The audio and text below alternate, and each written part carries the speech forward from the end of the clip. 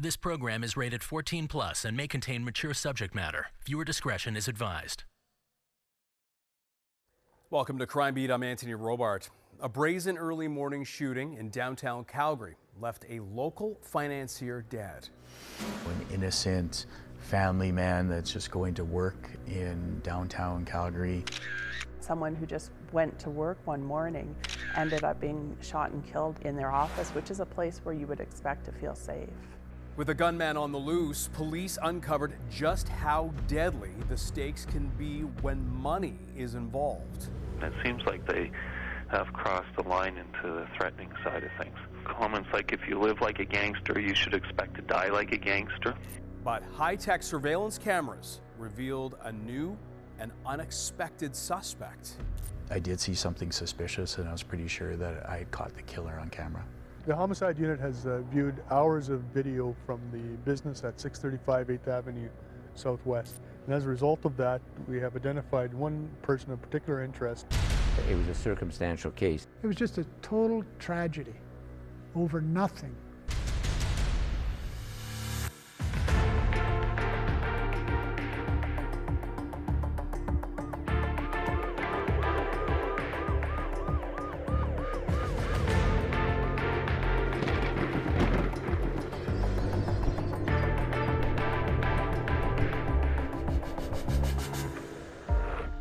Here now is Nancy Hixt with The Deadly Contract. Early on a cold Monday morning in January 2006, cars filed into downtown Calgary as another workday was about to begin. One business executive parked her car behind a high-rise office building. She went inside, then took the elevator up to the 12th floor to Moorbank Financial. What happens is a worker in this company shows up to work. The doors are unlocked. She walks in and she sees her work colleague laying on the floor in medical distress. She immediately called 911. At 7:58 a.m., EMS was dispatched to reports of a possible seizure as the operator guided her to perform CPR. Paramedics arrived at 8:02 a.m. They noted the victim's coffee was still steaming and his coworker was still by his side. We know that she didn't see anybody leaving, so he was also in medical distress at the time. So we know that this had been a very, very fresh shooting, and there was also a possibility that the shooter was still in the vicinity. The man wasn't breathing. They opened his shirt and saw bullet wounds in his chest. It was too late to save him. We discovered a male deceased of apparent gunshot wounds. This incident is being investigated at this point in time. The homicide unit of the Calgary Police Service has been notified. The shooting left workers in downtown offices fearful, as a gunman was on the loose. There's a considerable amount of pressure on investigators, not only to collect the evidence, but also to lock up the shooter. We don't want a shooter running around our city. We don't want evidence destroyed. This is essentially a daytime murder in an office building. You should be safe going to work in an office building. And so there's a lot of pressure for us to move quickly and identify who's responsible and make arrests. Employees at Moorbank Financial, a commercial mortgage lending company, told police the victim was the president of the company. Jack Beauchamp was a father of three, was a broker at the company, and had showed up to work like everybody else just to do his job. It all unfolded very quickly. The downtown business was now a crime scene, and uniformed officers stood watch at the entrance. As you can imagine, there's a flurry of activities. We always hear about the first 48 hours, and that really is true in those early hours, those early days. It's so crucial that we come together and gather evidence as quick as we can so that evidence isn't destroyed or goes missing or is disturbed, so that we really drop everything we're doing, come together and figure out what's our game plan and where we're going to go to get the evidence. Police also taped off a parkade adjacent to the office tower where Jack Beauchamp's SUV was parked. So the forensic crime scene unit did come in and they started processing the scene. We were able to determine that Mr. Beauchamp had been shot 6 times at fairly close range with 22 caliber bullets. Inside the Moorebank office, a yellow marker was placed beside each of the 6 shell casings. None of the employees witnessed the shooting, but they shed light on a possible motive. Just the nature of the job. There were other people that were upset they didn't get, the loan or the mortgage or whatever that they were looking for. So certainly that's, I think, the nature of that business, and sometimes that happens. And Jack had been doing it for a little while, and so there's no doubt that there's people that were upset at that. There was one piece of evidence that seemed to contradict the gunman being someone Jack Beauchamp knew or had business dealings with. One of the things that we noticed right by where Jack was laying is that one of his business cards were laying there. And again, not 100% sure what that meant, but what we were wondering is if he wasn't providing a business card to somebody that he was meeting for the first time. And so that was something in the early days that we wondered, as if Jack maybe didn't even know the individual.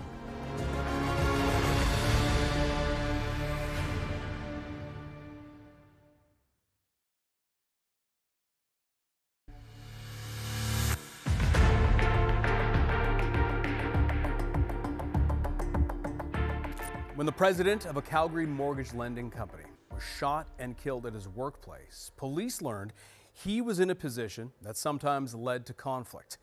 But was any business dispute he had enough to spur such violence? Here again is Nancy Hicks with The Deadly Contract. The brazen shooting in a downtown Calgary office tower left Jack Beauchamp's colleagues in the mortgage and finance community in shock. The worst part was that he went to work not knowing what was going to happen, and that's what hurts the most, Jack became the president of Moorebank and often worked hand in hand with Jerry Garvey. A mortgage broker's like a realtor. My job is I know people who have money, would be Jack, and my clients are people who need money, and I put the two together and arrange the financing, but I do commercial. So a developer wants to build an apartment block, says, Jerry, go find me a mortgage money for this, and I would go talk to Jack, saying, Jack, I think you should do this deal because of this, this, and this, and handle all that stuff. And we became friends when he first came to town, which was the late 90s. Jerry appreciated Jack for more than his business sense. Jack was, he was not your normal banker. He was, as I like to say, he was a Renaissance man. He was interesting, he was well-read, and he had je ne sais quoi. And he was a great guy, just an absolute prince. I always loved having a beer with him or lunch and tell interesting stories. Some people are interesting, and he was an interesting guy. It was difficult for Jack's friends and family to comprehend why anyone would kill him. And because Jack was like, he wasn't dealing with hooligans and that or whatever. I mean, his was very above board, big time kind of stuff. It's not a pawn shop kind of thing or whatever, and that. So, no, I was just devastated. It just like I couldn't believe it sank in, right? Jack's family issued a written statement to the media following his death. Our sorrow is deep. We have lost a husband, a father, and a dear friend. Our family and friends are helping us to grieve and to understand this senseless tragedy. We are thankful to the many Calgarians who have expressed their condolences. January 16, 2006 was supposed to be a day off for Cliff O'Brien. Instead, the homicide detective was called in to help investigate the death of Calgary businessman Jack Beauchamp. One of the tasks that I had was to go and take a look at the video. There was video surveillance in the building, as well as potentially video from adjacent businesses. Wading through hours of video was time-consuming. Video, especially back at that time, you know, it wasn't digital. It was often on tape. It was very difficult to look through video. In this particular case, I was sitting at a security desk with a security officer and doing our best to look on a very, very small screen at the various video. The CCTV provided multiple camera angles. That included the skywalk into the building and the elevators in the lobby of the building. When I'm looking at the video, there's a +15 level with a security camera, and I was able to see the victim, Jack Beauchamp, coming into work at 7:49 in the morning. He still has coat on, he was carrying a cup of coffee, had a bag over his shoulder, and just like everybody else in the building, was just coming into work to do his job. As he scanned every frame of video for a possible suspect, other investigators interviewed Jack Beauchamp's co-workers from Moorebank, who said in the fall of 2005, he was having some issues with a client. Jack had been threatened by a man by the name of Bob Deere, and Bob Deere was upset because they had a deal to borrow money, and that deal fell through. And it fell through, there's lots of reasons why it fell through, but it fell through. And Mr. Deere was very upset at Jack for this and blamed him for this, and as a result, had left numerous messages that were threatening messages for Jack. At the center of the conflict was an $18,000 commitment fee, basically an outstanding debt owed to Moorebank. It's a lot of work what we do. You know, it's not just simple that, right? You got to do a lot of research, put the numbers in, everything else, and you're losing interest on that money. So, no, it's common. If a deal falls apart, you put it, you know, it's like you buy a car and you put a deposit to hold it. They say, I changed my mind. Can I get my deposit back? Say, well, no, that's why it's called a deposit. But Robert Deere refused to pay the commitment fee. You know, it became very personal, where he thought that this is all because it's Jack Beauchamp. It's not the company, it's not the business anymore. He thought it was very personal. Jack Beauchamp kept a folder on his computer, a record of the email exchanges. By mid-December 2005, the conflict escalated to the point that Jack called police. Calgary Police Officer Fontaine. Yes, good morning. My name is Jack Beauchamp. I'm calling from a company called Moorebank Financial.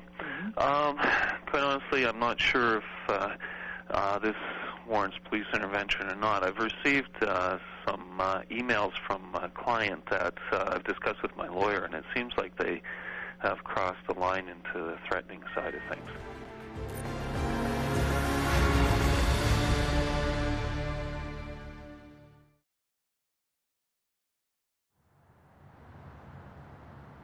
In mid-December 2005, 1 month before he was gunned down in his downtown Calgary office, Jack Beauchamp called the police. Calgary Police Officer Fontaine. Yes, good morning. My name is Jack Beauchamp. I'm calling from a company called Moorebank Financial. Quite honestly, I'm not sure if this warrants police intervention or not. I've received some emails from a client that I've discussed with my lawyer, and it seems like they have crossed the line into the threatening side of things. What have they said that is threatening? Well, comments like, if you live like a gangster, you should expect to die like a gangster.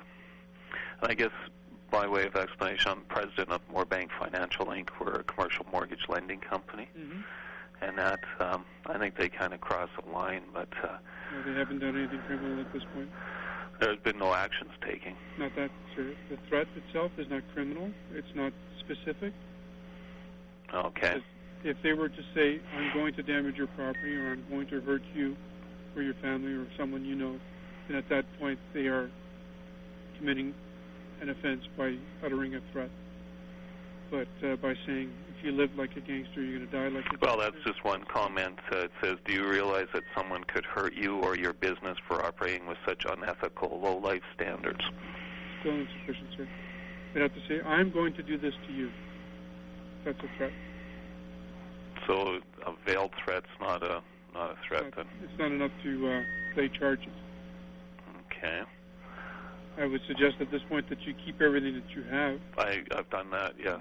and that if at any point they say something's right, then at that point you've got sufficient evidence to lay charges against them. Okay. So it doesn't warrant anyone speaking to them and just... Well, we wouldn't do that anyways. We cannot warn someone to change their behavior. Okay. Okay, no, well, fair enough. That clears it up for me on that side of things. Hopefully nothing comes of this. Hopefully not, yes. Okay. Thank you. Have a good day now. Yeah, thanks. Bye-bye. The following day, on December 15th, 2005, Deere sent another email to Jack. He said, "I apologize for wording my letter to you in such a way that it scared you or seemed to threaten you in any way." He ended the email by saying, "We can both walk away from this without getting hurt. It's up to you." Later that day, Jack emailed Deere. He said, "The difference between us is that you are the low-life coward." He told Deere to stop with the threatening rhetoric and veiled threats. But the war of words continued, and later led to a series of phone calls by Deere to Moorebank that Jack did not return. I think he was worried for his safety, and really it's good advice anyway that if you're feeling harassed, that you should be tracking and keeping all of that information. So he had done a very, very good job of not only collecting it, keeping it, but also telling other people about Bob Deere and the threats that he had been receiving. 1 month later, on January 16th, 2006, Jack Beauchamp headed to work like any other Monday. He's captured on CCTV entering his Calgary office building through the downtown skywalk with a coffee and briefcase in hand. At 7:49 a.m., he got on the elevator and took it to the 12th floor, where his business, Moorebank Financial, was located. One of the company's executives arrived at work about 10 minutes later and called 911 at 7:58. By the time help arrived, Jack Beauchamp was dead. When homicide started the investigation, it really only took minutes before staff from the company were saying that the victim had had some conflict with somebody over the last few months. As investigators interviewed employees of Moorebank, one showed officers a note she kept by her computer. It had Bob Deere's name and phone number, followed by the words, "manic depressive whack job."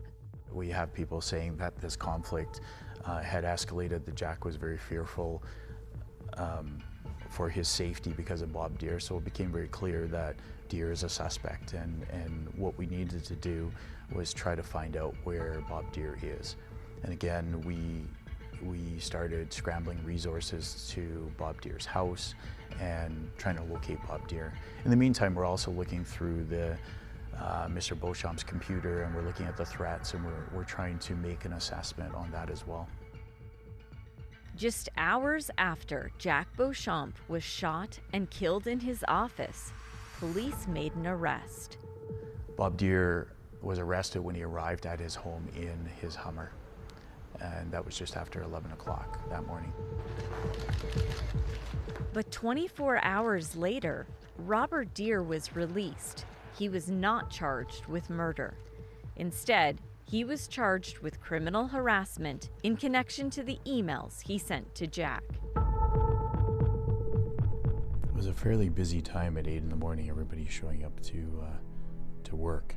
In the meantime, homicide detective Cliff O'Brien continued the tedious task of examining CCTV video, convinced it would provide insight into who was responsible for Jack Beauchamp's murder. Everybody thought I was going to see Bob Deere, and I did not. I even went back and looked at the lobby video a couple times in case there was some disguise used and I missed him, but Bob Deere was not seen on the video at all. I contacted the primary investigator and said, I don't know if Bob Deere is involved, but I know that he was not in this building. He did not appear on any cameras in this building. He went over the video several times to make sure he didn't miss anything. everybody kind of did the same thing. You come into a building from outside, it's cold, you take your gloves off, you start to undo your coat, and you're getting ready to go to your office or somebody else's office, whatever.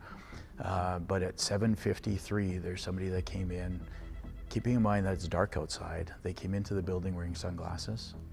They had a coat on and gloves on, and they were carrying a bag. And this individual went onto the elevator and disappeared out of camera view. But they acted different than everybody else. When you're watching these crowd of people coming in and going out, you know, they were all acting a certain way, and you had this individual that just seemed very suspicious. The fact that he's wearing sunglasses, the fact that he doesn't start to take off his gloves or undo his coat or, you know, start to prepare to stay. And perhaps what was even more troubling is 4 minutes later, you see that same individual leave the elevator and leave the building. So he had only been in there for 4 minutes. He, when he left, had his same gloves on, still had his sunglasses on, and that really stood out.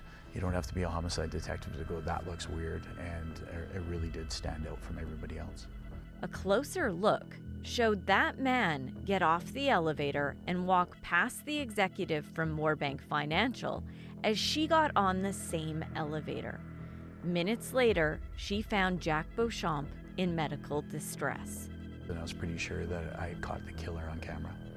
I think the challenge for us is this individual that showed up looking suspicious for 4 minutes in the building, right at the same time that Jack was killed, is that person related to Bob Deere? Again, Detective O'Brien went back to the CCTV recordings. I remember seeing what looked like a Hummer driving on the street just outside the building, and it would have been right around the same time that Jack Beauchamp showed up to work. And it drove right in front of the building, and just the camera angle wasn't meant to pick it up, it just kind of picked it up between the doors. The Hummer stood out, as there were only a few dozen Hummers that color in Calgary at the time, and Robert Deere drove one of them. The Hummer on the street outside the building at the same time Jack shows up is obviously significant for us, but again, it's all circumstantial. So, police released CCTV of the vehicle.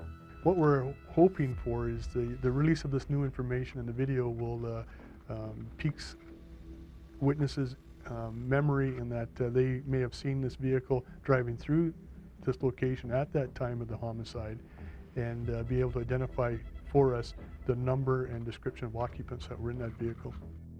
Was it Robert Deere's Hummer? And could there be a connection to the latest suspect in the case? So that's really the key, is who is this individual? That's what we needed to try to find out. Police released a photo of the new suspect. The homicide unit has viewed hours of video from the business at 635 8th Avenue Southwest. And as a result of that, we have identified one person of particular interest, a male, dark hair, a beard, approximately 5'6" to 5'8", weighing about 175 pounds, wearing blue jeans and a dark jacket. We start looking at associates that the police might know about that Bob Deere would know. Again, we don't know if he's involved or not, we just know that he wasn't the shooter. As police dug through files, they identified the man from an unrelated traffic stop that happened months before the murder. In September the year before, there were two really switched on patrol officers, experienced patrol officers, that did a traffic stop on a vehicle. It has nothing to do with Bob Deere, it's just a traffic stop many months before, or several months before this homicide, and ultimately arrest the driver for whatever they arrest the driver for. And there were some occupants, passengers in the vehicle. And the police officer said to the driver, do you want us to tow your vehicle, or do you want one of your friends, one of the passengers, to drive the vehicle? And the driver said, yeah, you can give the vehicle to one of the passengers. An individual by name of Mohammed Kareem was a passenger in that vehicle. And Mohammed had told the officers that he worked as a landscaper for a company and the analyst was able to look at that company and realize that was a company that was owned by Bob Deere. Police got a warrant to search Robert Deere's home along with his Hummer. We go into the residence, and one of the things that we see early on is on a small table is a Greyhound ticket. There's a name printed on the ticket which is M. Ali. So for the people searching the residence, that may have not meant anything at the time, but at the same time back in the office, while we're doing all of the searches, we do find that this individual's name is Muhammad Ali Karim, who is the one that worked as a landscaper for Bob Deere. So to us, when we start comparing notes, like there's something to this.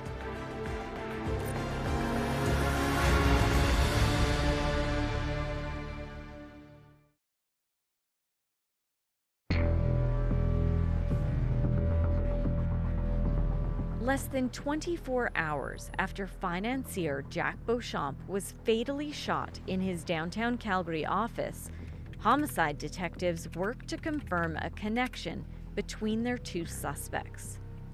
So when I looked at the picture of the Greyhound bus ticket stub that was sitting in Bob Deere's house, it was dated for January 15th, which is the day before, and it was an Edmonton to Calgary ticket, and it was for about 11 o'clock in the morning. Detective Cliff O'Brien went to the Greyhound bus depot in search of further evidence. When I met with security and we looked through the video, what we did see is somebody that looked like Bob Deere and somebody that looked very much like this suspicious person that had been in the lobby of Jack's building that morning. So my thinking was, if somebody took a Greyhound bus into the city, they may take a Greyhound bus out of the city. What I noticed was at 10:13 in the morning, that suspicious person that we had seen in the lobby for those 4 minutes, he had a full beard and mustache. And the person that I saw on video walking with who looked like Bob Deere coming in at 10:13 did not have facial hair. Investigators released photos of the two men at the Greyhound station. Robert Deere's neighbors called police and identified him as the one wearing the distinctive jacket with the eagle on the back. Oh, I knew it was him. There was not a doubt in my mind. Everything about it, from the hair to the stance to the jacket, I know that jacket. There's not a doubt in my mind. I definitely knew it was him. Neighbors told Global News it was the same jacket Deere was arrested in hours after Jack Beauchamp was killed. We called the cops right away. We said we know it's him. Just no doubt at all. Back at Deere's house, the Forensic Crime Scenes Unit meticulously combed each room for possible evidence. Is in one of the bathroom sinks, there's a significant amount of what looked like facial hair, and there was a package of razors that had been opened, and there were some razors missing from it. And so it appeared that somebody was perhaps altering their appearance, but certainly shaving a fairly significant amount of facial hair. They found a gun safe. When they were able to get into the gun safe, they located some .22 caliber ammunition. They never did locate a .22 caliber gun though, but they did find ammunition. The ammunition was sent away for comparison to the casings found at the homicide scene. Investigators also found another receipt with a long list of items from Walmart dated January 15th, the day before Jack Beauchamp was killed. Those items included a leather handbag, it included some gloves, it included sunglasses. It wasn't lost on us that those items on that receipt certainly seemed to be the items that the individual was wearing in the lobby, that suspicious person that was only there for 4 minutes. Investigators found CCTV from the Walmart showing two men that looked like Robert Deere and Mohammed Karim. When they searched Deere's Hummer, they found yet another receipt. This one was from London Drugs, and CCTV once again showed the two men together. So before the homicide, we have the Greyhound bus station where they are seen together on video. We have them at the Walmart where they're seen together on video purchasing items. and we see them at the London Drugs where they're purchasing what looked like rubbing alcohol, and they're purchasing latex gloves. Police uncovered further evidence when they searched Kareem's home in Edmonton. When we were in the residence, we were able to find clothing that matched the clothing that he had worn when he walked into the building, into Jack Beauchamp's building. We're definitely getting a very good picture of what took place. We are confident that Mohammed Kareem is involved in this and very possibly the shooter, very likely the shooter. Investigators believed this was a case of murder for hire. Yeah, it's almost unbelievable that, you know, you have a business conflict with somebody and where you go to is hiring somebody to kill him. Despite the evidence gathered by police, months passed with no charges laid in Jack Beauchamp's murder. It's all still circumstantial, and you know, we're putting the pieces of the puzzle together, but it's taken some time. Mohammed Kareem, one of the suspects in the case, moved to Vancouver, British Columbia, where he became the target of a covert investigative strategy.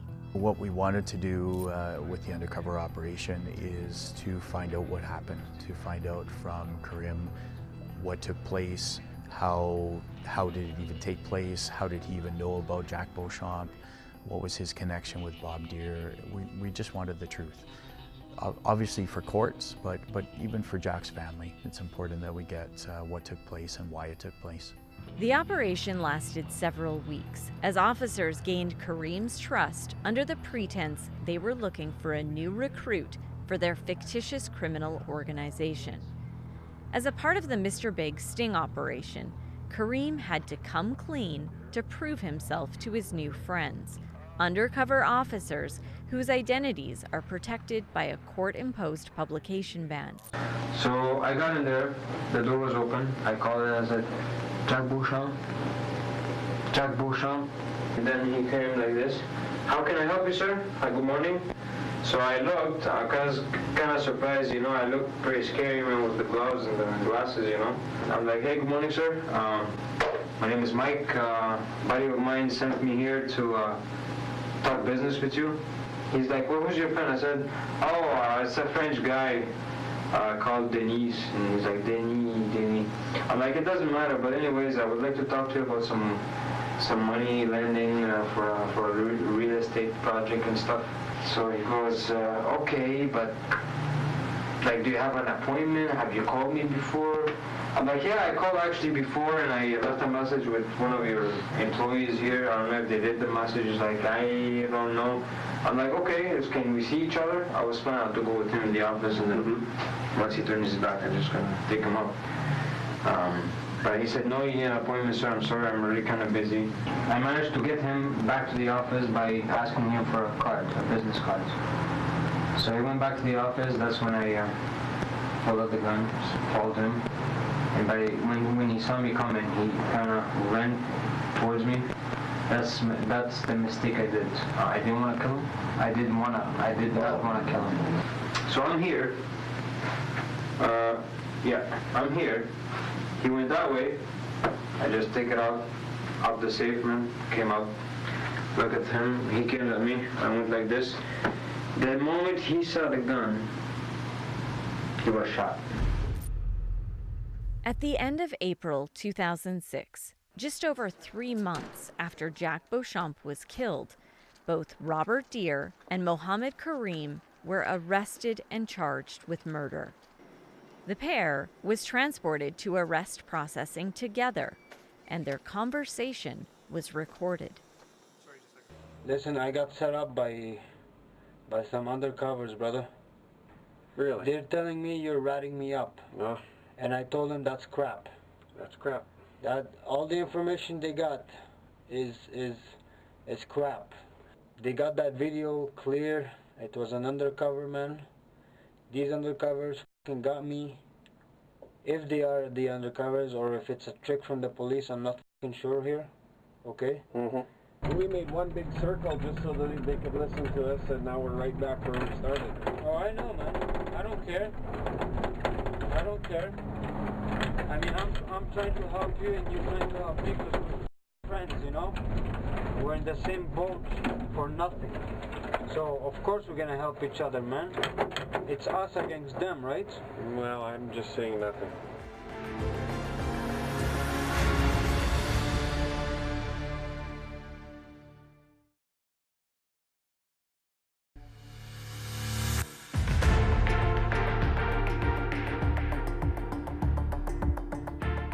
Welcome back. Was the death of mortgage lender Jack Beauchamp a case of murder for hire? And would there be justice in his death? Here now is Nancy Hixt with the conclusion of the deadly contract. More than a year and a half after Calgary businessman Jack Beauchamp was fatally shot in his downtown office, in September of 2007, a jury trial got underway. Robert Deere and Mohammed Karim were both accused of first-degree murder in the alleged murder for hire. A property on this street is at the center of this case. The prosecution says Robert Deere had borrowed more than $1 million from Jack Beauchamp to build a duplex here. But the big problem started when that duplex deal fell apart and Deere still owed Beauchamp money.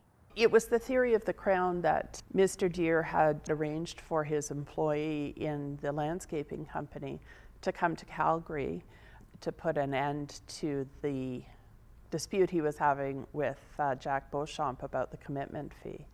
And it was our theory that he did that by providing Karim with a gun and having him shoot Beauchamp. That this had been planned by the two of them and was premeditated. Family, friends, and colleagues of Jack Beauchamp filled the courtroom as details of the case were presented. It's just answering questions that we didn't know what was going on, and that's what we expect the trial to do, is to answer the unknowns that we've had for so long. Court heard bullets recovered from Jack Beauchamp's body and some of the unfired .22 caliber ammunition found in Deere's house had all been in the same gun. Police also testified about evidence retrieved from Deere's computers. When our tech crimes people went through, they were able to find an entry where Bob Deere had in his computer to go and practice shooting with Mohammed at a gun club, and even put a reminder to say, don't forget to bring your permit. So, and that had been deleted, but the investigators were able to retrieve that. It was our theory that that piece of evidence showed that there was planning by the two to shoot Mr. Beauchamp.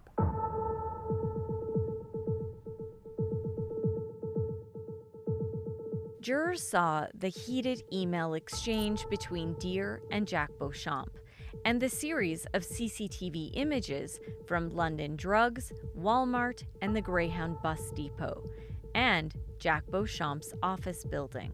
Certainly it tells the story of what happened.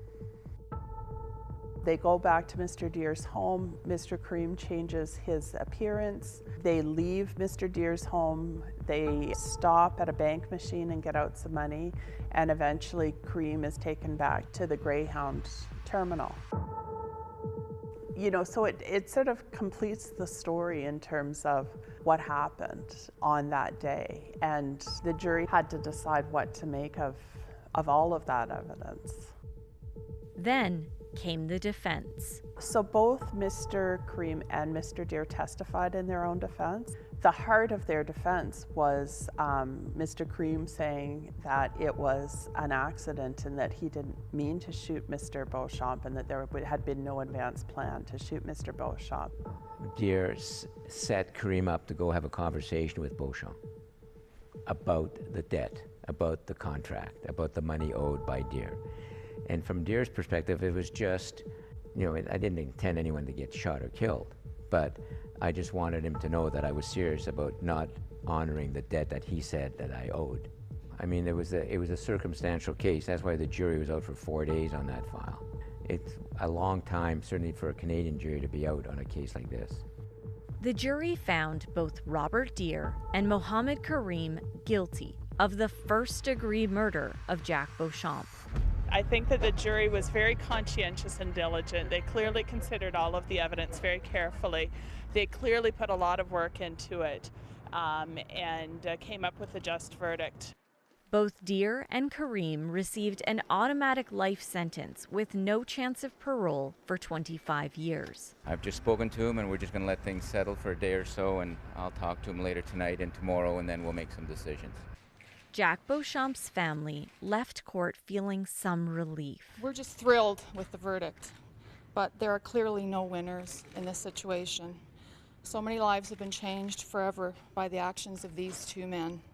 It was the first and only time Jack's widow spoke to reporters. Jack was a wonderful husband and father.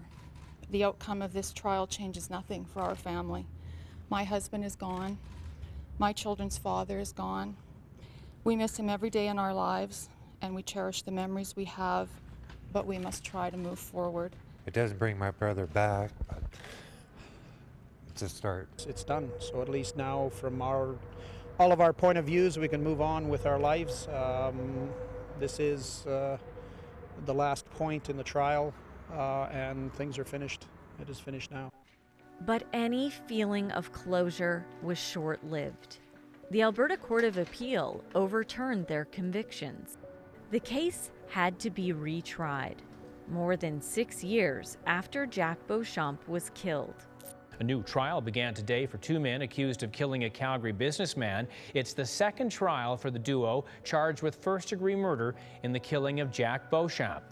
Nancy Hicks is at the Calgary Court Centre with the latest. Nancy. The trial began today with graphic video of the crime scene. Beauchamp lying in a pool of his own blood in his downtown Calgary office. Not looking forward to going through it again.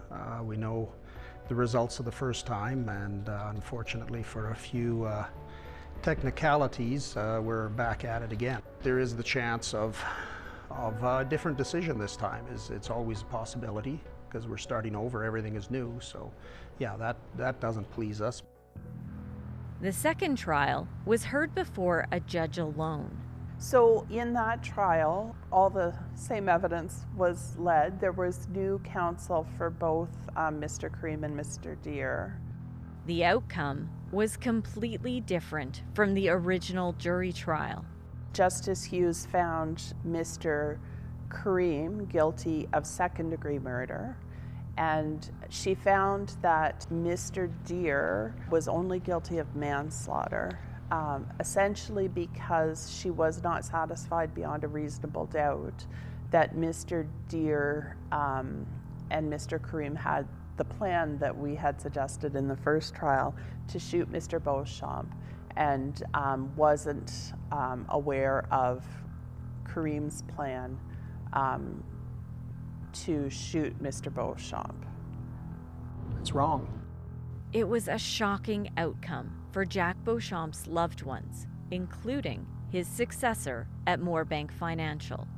The jury was involved last time, and the jury convicted it that way, and now unfortunately we have it come down with a second degree and a manslaughter. We have to live with it. Don't have to be happy with it, but that's what she came with her findings, and that's nothing much we can do on that.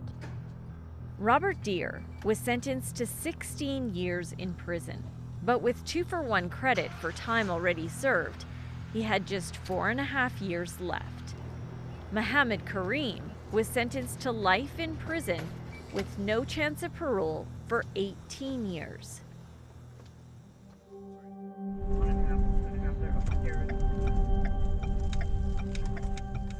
It's a case that will always stand out for Superintendent Cliff O'Brien. I think for me, it was difficult to watch Jack show up for work that day, carrying his coffee probably like he does every day with his briefcase, and he went there just to go to work. I know that he didn't really think that somebody was going to come in and kill him. You know, there's a father of 3, family man that didn't go home to his family. That shouldn't happen in any of our cities, but certainly not in a downtown office building. It's such a waste. Robert Deer was denied early parole. In August of 2015, after serving 2/3 of his sentence, Deer was granted statutory release as mandated by law. Mohammed Kareem remains in prison. He has been denied day parole and can apply again in 2025. I'm Anthony Robart. Thank you for joining us tonight on Crime Beat. Want more episodes of Crime Beat? Listen to the Crime Beat podcast now for free on Apple Podcasts, Spotify, or wherever you find your favorite podcast. And for past episodes of Crime Beat, go to the Global TV app, visit globaltv.com, or check out our Crime Beat YouTube page.